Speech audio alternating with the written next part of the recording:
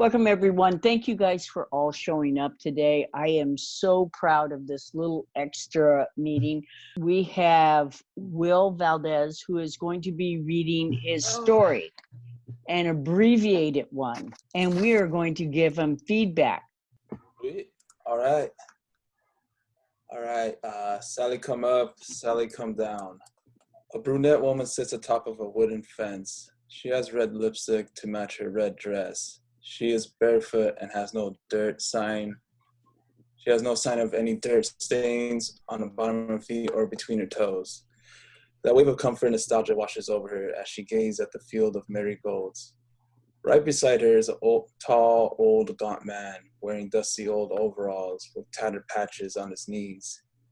He plainly stares at the field. Behind him are the endless plains of the American Midwest. I love sunflowers, she says. Those are actually not sunflowers, he states. They ain't? He shakes his head no. I can take you to a sunflower field if you want me to, but this field out yonder is full of marigolds. Could you take me to a sunflower field? She looks at her surroundings. But where? I can take you anywhere you want. We can even go see a field of roses, maybe tulips, or maybe we can see a variety of your choosing. You can really do that? Of course. It won't take long at all. Just a snap of a finger, and we shall arrive in under a second. How are you? You know what? It's fine. I am over here already enjoying the field and relaxing. There's no need to get moving now.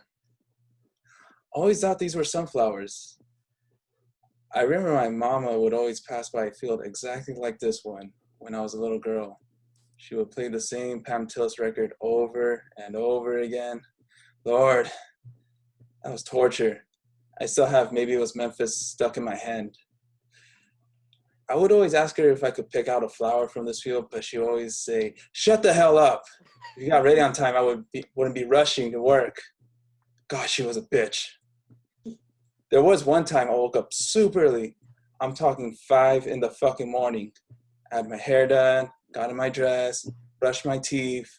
I even woke her up before the alarm rang. And I waited inside her car so we could take off. We passed by the field and asked her again and again, "Can I pick a flower, Mama?" She didn't even respond. Not even a shut the hell up. She acted like I didn't say anything. It's whatever though. She's not my problem. At least your grandma brought you those flowers the next day. What? Your grandma. She walked down here, 5 miles from her house, brought you these flowers. She felt so bad from seeing you cry so much that she made a long journey just to get here. How did you know that? When I met her, she loved talking about you. She called you Sunflower Sally. You two used to love watching My Fair Lady together. She remembered you singing along each and every song of that film. She used to brag to everyone about you being the next Audrey Hepburn. Oh, so you're one of her Jesus freak friends at church that love the gossip. He chuckles. No, I'm not one of them Jesus freaks, as you say. I was just someone that knew your grandma personally. I know her prayers always revolved around you. Please, Lord, let Sally get through high school. Please, Lord, bring Sally back home. Please, Lord, give her the strength of forgiveness. She did? Yep. She wondered why you never paid a visit to St. Jude. She looked down on the ground, not making eye contact with him. I was busy at the time. It was hard to schedule a flight. True, but you didn't even bother to go to her wake. Not even her burial, she snaps. I was busy, okay? Don't judge me, goddammit. I was not saying you were busy. I know you were struggling to have an acting career, working 2 jobs, barely getting by with rent. California's a rough place for a small town girl. Wait, how do you know so much about me? It is my job to know about you, Sally. Are you a stalker? No. I am simply your guide. My guide to what? You don't know, do you? She has a confused look on her face. Do you remember where you were before you came to these fields? She drops off the fence. I was shopping. I went and grabbed a Herplex at the store, and I tripped, ended up here. Wait, is this a dream? Unfortunately, this is not, my dear Sally. You ran past the wet floor sign to grab your medicine and ended up falling, cracking your neck. You died instantly. She looks out the field, processing what she just been told. So you're telling me I died from getting herpes medication? That is correct. How the hell does that happen to me? Why does that happen to me? There has to be a mistake. I didn't even get my big break. I'm supposed to star in a film before I die. How is that fair? I have no explanation, Sally. Random events happen to human beings, and you must accept the chaotic structure of life. So, you are basically deaf? Well, that is a Western interpretation of so-called Grim Reaper, but I am simply a man who guides the people to the afterlife. I usually put a face, seeing as you come from the Midwest and are more comfortable around old folks. I thought it best to dress as a farmer. I could always change into something more fitting. So am I going to burn in hell or get up there? Neither. Those are just concepts of the Western religion implemented for punishment and reward system. So where am I going? To be frank, my dear, you're going nowhere. This is where it ends. There is no afterlife. It will all just go blank. I am simply a guide to make your trip more comforting. Sally sits on the ground, staring at the field of marigolds, plants her face on her hands, and begins to bawl. Thank you.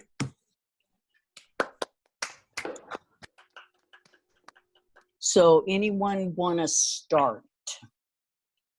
I have seldom gotten so much information about characters through dialogue as with your story.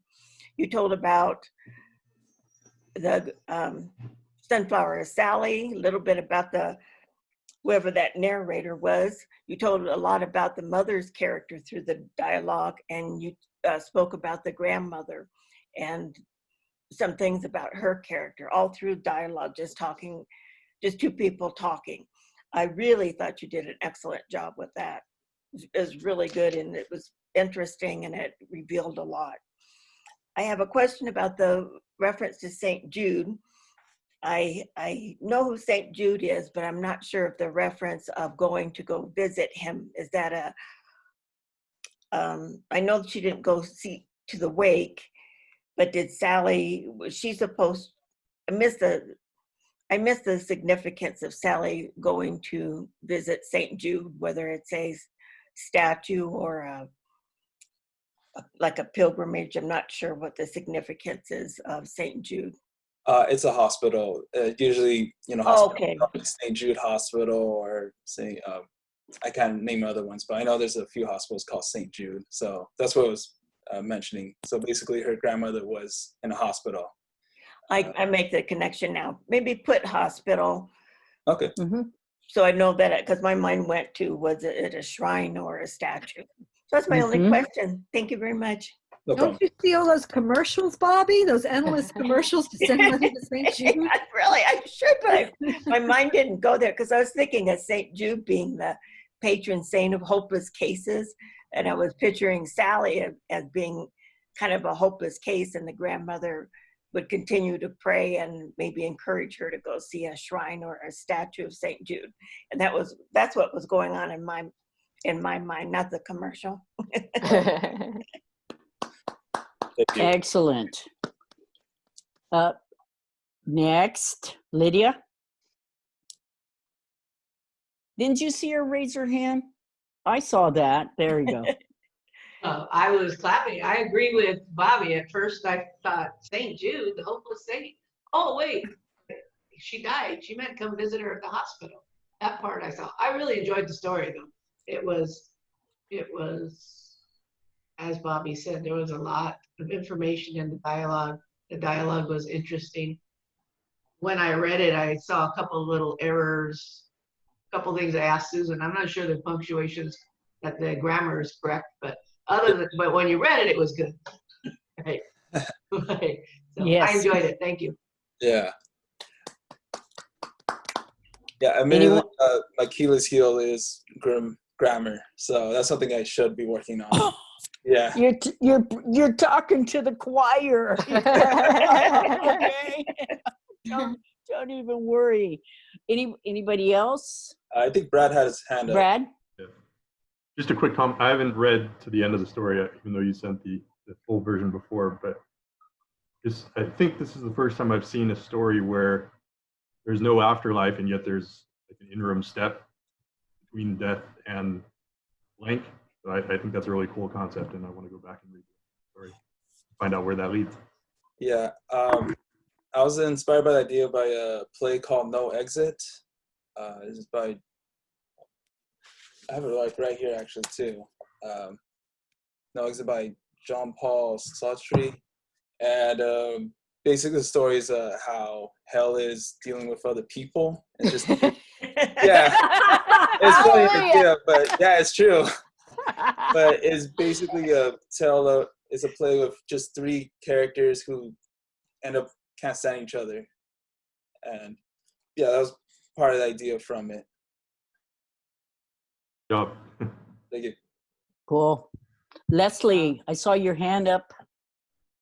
Yeah, I really agree with everyone who talked about your dialogue. Your dialogue is quite good, and it does reveal a lot. I'm disturbed about your afterlife or lack thereof. So I'm wanting more. I'm wanting, I mean, her just ending up crying and being at sort of a dead end, but yet she's not at a dead end. She still exists. She is in some kind of afterlife, but it's so limited and it's extremely depressing. So I want more elaboration. And it reminds me a little bit of the character in The Good Life. Did you ever watch The Good Life in Netflix? Yeah, I actually did. A friend highly recommended it to me. I was like, that's exactly No Exit, except it's this diversion of both the good part and the bad part. And I actually enjoy the show as well. It's a favorite show, comedy of mine. Oh, okay. Yeah. All right. That's what it reminded me of. Yeah. Cheryl and Cheryl? then Anna. Oh, thank you. Cheryl, go for it. Hi, Will. I totally enjoyed your story. I felt like Bobby just said every single detail that there was and was very, very observant. So I don't have a lot to add other than the fact that I liked your descriptions very much. And I was disturbed and troubled at the ending. And I found it totally intriguing while I was reading it. So I'd say descriptive, intriguing, and troubled at the end. But very well written. Thank you. All right. Anna. I think it was incredibly sweet. I love the relationship between the grandmother and Sally.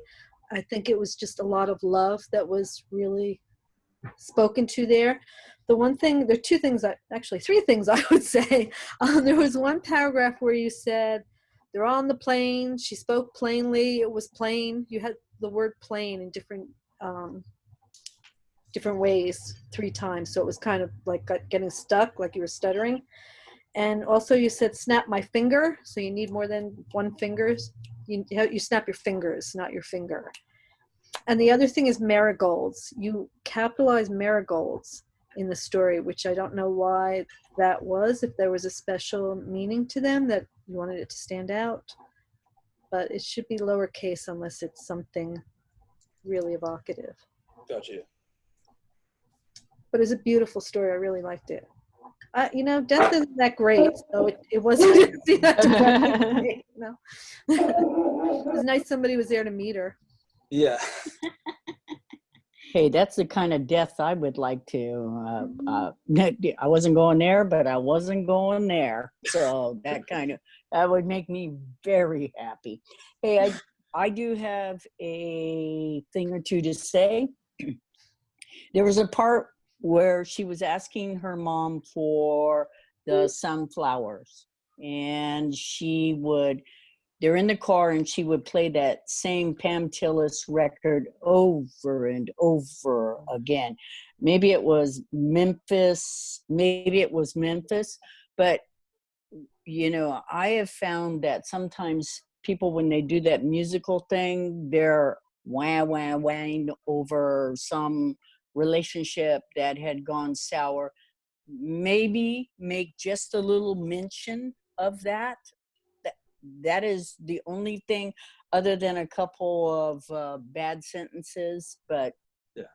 Perfect. And the bad thing is, Brad and I know there's another story that we have both seen. So some of you guys are going to have to read the book we're doing. You will get a much more wonderful ending.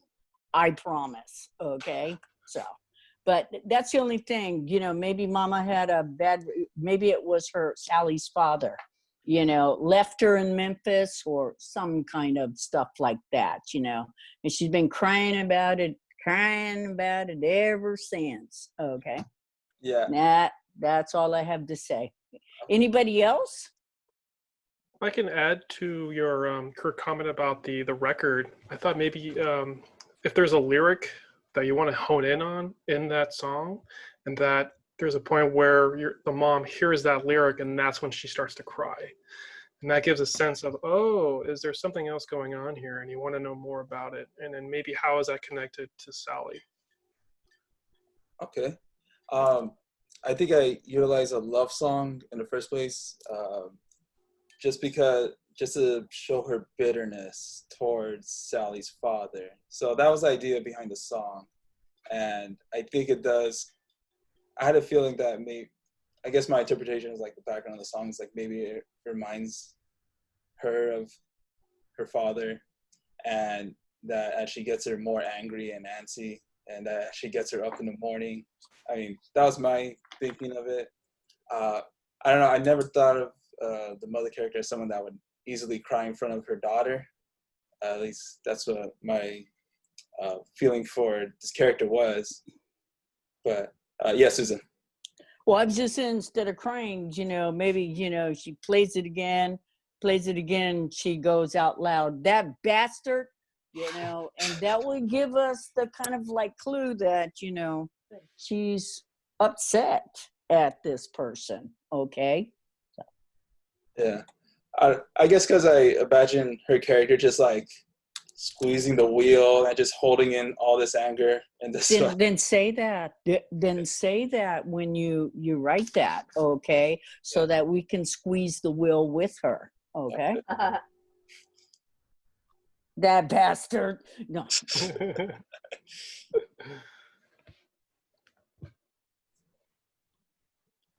Okay.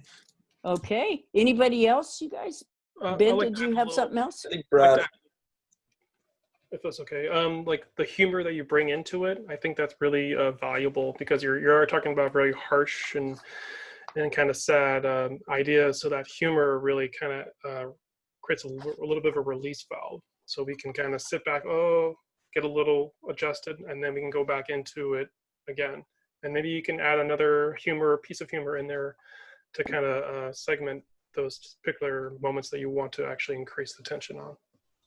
Okay. Yeah, because death is such a depressing topic, so I did have to try and include humor somewhere in the story. And I don't know, I write a bunch of dark comedies. If you've seen any of my stories, they usually don't end up great. So, I mean, that's just my humor. I just think of, like, how can I ruin this moment for somebody? That's awesome. It's the best way to do it. If you're going to keep the reference to St. Jude, you could always call that in between where she is as purgatory, because that's what Catholics call. Purgatory. Okay. Yes, but you're making it so that's it. But Yeah, only a part of the story, correct? yeah. Well, the reason I wrote the story is someone to coming to terms with their death, and this person does feel a certain victimhood of how unfair it is that her life ends abruptly and in her 20s as well, when she's trying to be an aspiring actress. And it does show the dark side of life that, I don't want to go whole You don't like, want to ruin it for me. Okay. yeah, but or be too immoral, I guess, but how life just abruptly ends for some people, and sometimes it's not fair for certain others. I don't know. That was just like my thought process when writing the story of someone that unfortunately their life ends too early for them to want it to. Right. Well, you bring up so many things like her relationship with her mother, and she wasn't there for her grandmother, and she didn't have the career at all. Yeah. So I figure you're bringing up a lot of things that warrant, what's the word I'm looking for? Okay.